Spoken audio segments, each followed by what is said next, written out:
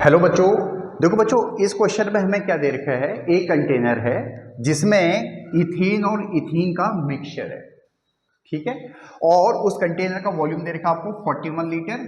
उसका प्रेशर दे रखा है 1 एटमॉस्फेयर और टेम्परेचर किस पे मेंटेन हो, 500 केल्विन पे, ठीक है। और ये जो कंटेनर में इथेन और इथीन रखी हुई है, ये 10/3 मोल्स ऑक्सीजन के साथ रिएक्ट करके कंप्लीटली कन्वर्ट होती है CO2 में और वाटर में, ठीक है। तो और हमें पता करना है, हमें जो बताना है वो बताना है इथेन और इथीन का मोल फ्रैक्शन, ठीक है बच्चों।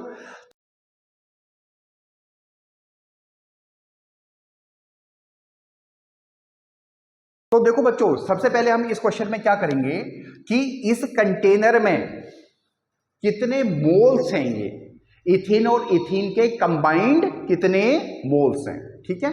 तो देखो, एक तो निकालने का ये तरीका है कि हम ये फॉर्मूला अप्लाई करते हैं सीधा, PV = nRT। एन की वैल्यू हमें पता करना है, प्रेशर हमें दे रखा है, वॉल्यूम हमें दे रखा है, आर की वैल्यू आपको दी हुई होती है, ये क्वेश्चन में दी हुई होती है, और टेम्परेचर की वैल्यू भी दे रखी है, तो हम एन की वैल्यू यहां से निकाल सकते हैं, ठीक है। बट एक और तरीका है बच्चों, देखो वो तरीका ये है कि अगर इस डाटा को चेंज कर रहे हैं हम, यानी इस गैस को हम STP पे रख रहे हैं, ठीक है। एक तो ये तरीका देखो जो मैंने आपको बताया, डायरेक्ट आप यहां से निकाल सकते हो, बट इसमें कैलकुलेशन की रिक्वायरमेंट होती है, ठीक है। एक शॉर्टकट तरीका है, आंसर पे कोई फर्क नहीं पड़ेगा, सेम आंसर आता है। दूसरा यह है बच्चों, देखो PV/RT = क्या है, नंबर ऑफ मोल्स के बराबर है, ठीक है। तो गैस को आप किसी भी टेम्परेचर पे रखो, किसी भी बर्तन में रखो, यू गॉट माई पॉइंट ना, उसमें नंबर ऑफ मोल्स तो चेंज होंगे नहीं, यू गॉट माई पॉइंट। तो अगर हम इसको, इस गैस को STP पे चेंज करते हैं, किस पे चेंज करते हैं, STP पे चेंज करते हैं, स्टैंडर्ड टेम्परेचर प्रेशर पे चेंज करते हैं। यानी अगर हम टेम्परेचर रखते हैं 273 केल्विन, प्रेशर रखते हैं 1 एटमॉस्फेयर, ठीक है, ये बाय डिफॉल्ट लेते हैं हम, ठीक है। तो अब हम पता करें कि यहां पे नंबर ऑफ मोल्स हमारे पास कितने होंगे, ठीक है। अब देखो, यानी हम जो अप्लाई कर रहे हैं वो ये कर रहे हैं, P1V1 RT1 = P2V2/RT2। तो R से R तो कट ही जाएगा, ये फॉर्मूला आपको आना चाहिए कि नंबर ऑफ मोल्स आप किसी भी बर्तन में रखो वो सेम ही होंगे, ठीक है। अब यहां पे डाटा सब्स्टिट्यूट कर देते हैं, पहले वॉल्यूम निकालते हैं, वॉल्यूम कितना आ रहा है STP पे, इस गैस को रखने पे वॉल्यूम कितना आ रहा है, ठीक है। इसी को यहां से रब कर देता हूं, यानी हमारा जो फॉर्मूला है वो हमारे पास है PV/T = कांस्टेंट। तो पहले तो ये वाला डाटा रखते हैं, प्रेशर की वैल्यू है 1 एटमॉस्फेयर, वॉल्यूम की वैल्यू है 41 लीटर और टेम्परेचर की वैल्यू है 500। अब अगर इसी गैस को हमने STP पे कन्वर्ट किया तो हमारे पास प्रेशर कितना होगा, 1 एटमॉस्फेयर, वॉल्यूम अभी निकालना हमें, और टेम्परेचर हमारे पास होगा 273 केल्विन, ठीक है। तो यहां से वॉल्यूम की वैल्यू आ जाएगी हमारे पास 41 × 273/500, ठीक है। और आप इसकी कैलकुलेशन कर लेना, ये आती है हमारे पास 22.4 लीटर, ठीक है बच्चों। अब देखो बच्चों, STP पे अगर वॉल्यूम 22.4 लीटर हो तो कंटेनर में 1 मोल गैस होती है केवल, ठीक है। कंटेनर में 1 मोल गैस होती है, यानी हमारे पास जो N की वैल्यू आई है दैट इज 1 आई है, यानी 1 मोल गैस आई है, ठीक है। तो अब हमने N की वैल्यू निकाल दी है, अब हमें जो फर्दर कंडीशन दे रखी है उसको इंप्लीमेंट करना है, क्लियर है।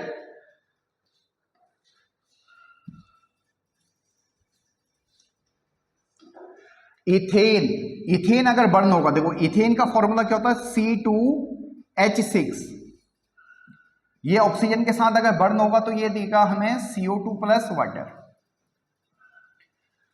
ठीक है। अब इसको मान लिया हमने, अब इसको बैलेंस करो एक बार, 2 CO2 3 7/2, आप इसको, ठीक है, ये बैलेंस हो गया, आप बैलेंस करके देखो, ठीक है बच्चों, ये हमारा बैलेंस हो गया। उसी तरह से इथीन जब जलेगी यानी C2H6, ये अगर ऑक्सीजन में जलेगी तो ये भी हमें CO2 प्रोड्यूस करेगी और प्लस वाटर प्रोड्यूस करेगी। आप इस को भी बैलेंस कर दो,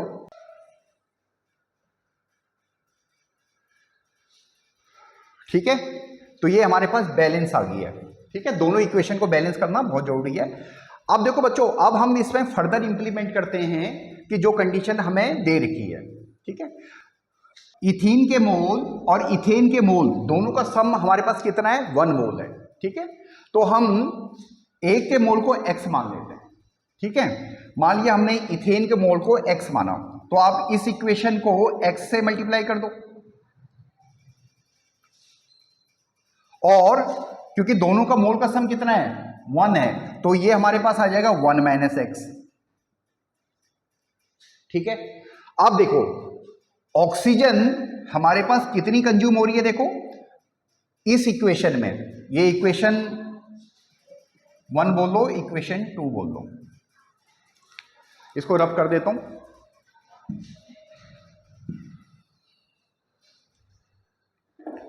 देखो हमारे पास जो ऑक्सीजन कंज्यूम हुई है वो हुई है 7x/2, यहां से प्लस 1 - x, इसको किया तो हमने 3, 1 - x, ये दोनों ऑक्सीजन जो कंज्यूम हुई है वो हमारे पास हुई है 10/3 के बराबर, ठीक है। ये अकॉर्डिंग टू क्वेश्चन है, ठीक है बच्चों। अब इसको सॉल्व कर दो, पहले 2 से मल्टीप्लाई कर दो,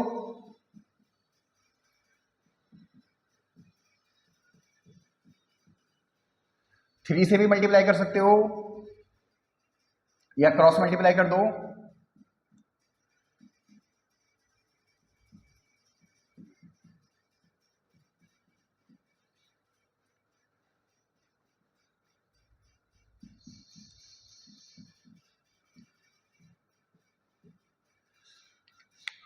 ठीक है। इसको फर्दर सॉल्व कर देते हैं, ये हटा देता हूं।